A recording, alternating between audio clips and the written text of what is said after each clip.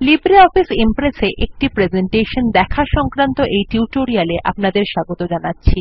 এই টিউটোরিয়ালে আমরা শিখব ভিউ বিকল্প ও সেটির ব্যবহার এবং মাস্টার পৃষ্ঠা। আপনি অপারেটিং সিস্টেম হিসাবে GNU/লিনাক্স এবং লিব্রিঅফিস সংকলন সংস্করণ ৩.৩.৪ ব্যবহার করবেন। প্রথমে প্রেজেন্টেশন স্যাম্পল ইমপ্রেসে সেটি খোলা যাক।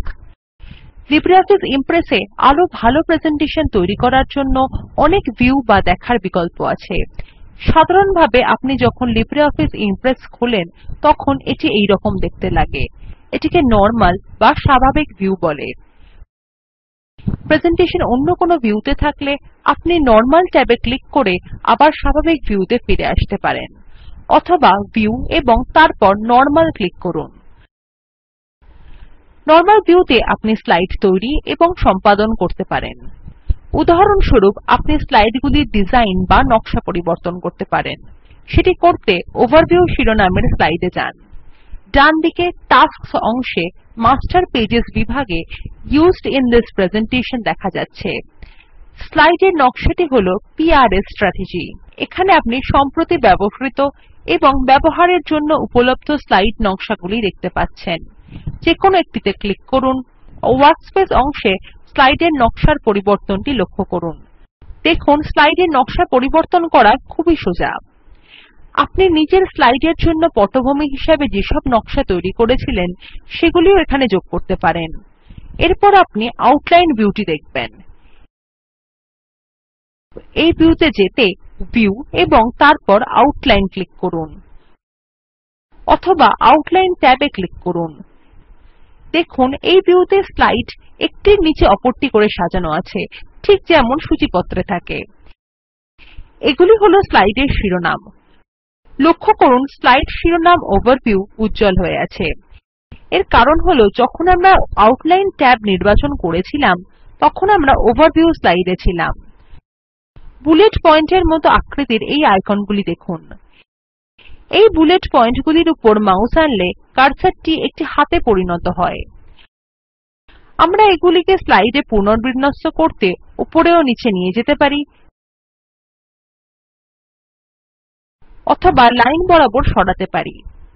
প্রেজেন্টেশনটিকে আবার তার আসল রূপে ফিরিয়ে আনতে Ctrl এবং Z টিপে এই পরিবর্তনগুলি মুছে ফেলুন। আমরা স্লাইডগুলি পুনর্বিন্যস্ত করতে স্লাইড সর্টার ভিউ ব্যবহার করতে পারি। স্লাইড সর্টার ভিউতে যেতে ভিউ এবং তারপর স্লাইড সর্টার ক্লিক করুন, বা স্লাইড সর্টার ট্যাবে ক্লিক করুন। এই ভিউ স্লাইডগুলিকে পছন্দসই ক্রম অনুযায়ী বিন্যস্ত করতে প্রয়োজন হয়। উদাহরণস্বরূপ যদি আপনি নবম এবং দশম স্লাইডের স্থান পরিবর্তন করতে চান তাহলে দশম স্লাইডে ক্লিক করুন এবং সেটি টেনে নবম স্লাইডের আগে বসান। এবার মাউস বাটন ছেড়ে দিন। স্লাইড দুটির স্থান পরিবর্তন হয়ে গেছে। নোটস ভিউতে আপনি নোট বা টিকা লিখে রাখতে পারেন যা উপস্থাপনার সময় আপনাকে সাহায্য করবে। নোটস ভিউতে যেতে ভিউ এবং তারপর নোটস পেজ ক্লিক করুন, অথবা আপনি নোটস ট্যাবেও ক্লিক করতে পারেন। স্লাইডস অংশ থেকে ডেভেলপমেন্ট আপ টো প্রেজেন্ট নির্বাচন করুন। নোটস অংশে কিছু লিখুন। যখন আপনার স্লাইডগুলি প্রজেক্টরে দেখানো হবে তখন আপনি মনিটরে নোটগুলি দেখতে পাবেন, কিন্তু দর্শকরা সেগুলি দেখতে পাবেন না। এখন নরমাল ট্যাবে ক্লিক করুন।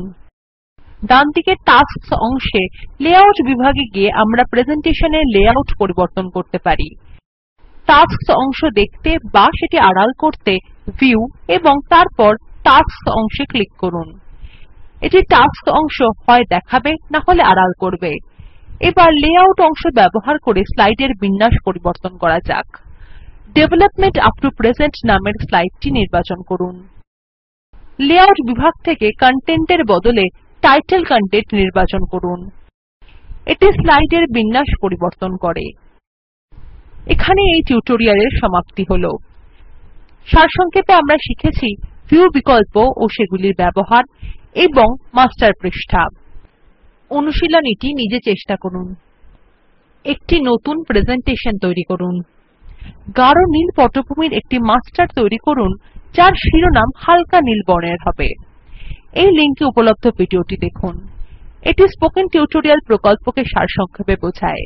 যদি ভালো ব্যান্ডউইডথ না থাকে তাহলে আপনি ভিডিওটি ডাউনলোড করে দেখতে পারেন। স্পোকেন টিউটোরিয়াল প্রকল্পর দল কথ্য টিউটোরিয়ালগুলি ব্যবহার করে শিক্ষাশিবির সঞ্চালন করে। যারা অনলাইন পরীক্ষা পাস করে তাদের প্রশংসাপত্র দেয়। এই বিষয়ে বিস্তারিত তথ্যের জন্য contact@spoken tutorialorg তে ইমেল করুন। Spoken tutorial talk to a teacher প্রকল্পের অংশবিশেষ, যা ভারত সরকারের আইসিটি মাহর্দ এর ন্যাশনাল মিশন ওন এডুকেশন দ্বারা সমর্থিত। এই বিষয়ে বিস্তারিত তথ্য এই লিঙ্কে প্রাপ্তিসাধ্য httpspoken tutorialorg/nmeict ইন্ট্রো। আমি অন্তরা এই টিউটোরিয়ালটি অনুবাদ এবং রেকর্ড করেছি। এই টিউটোরিয়াল এ অংশগ্রহণ করার জন্য ধন্যবাদ।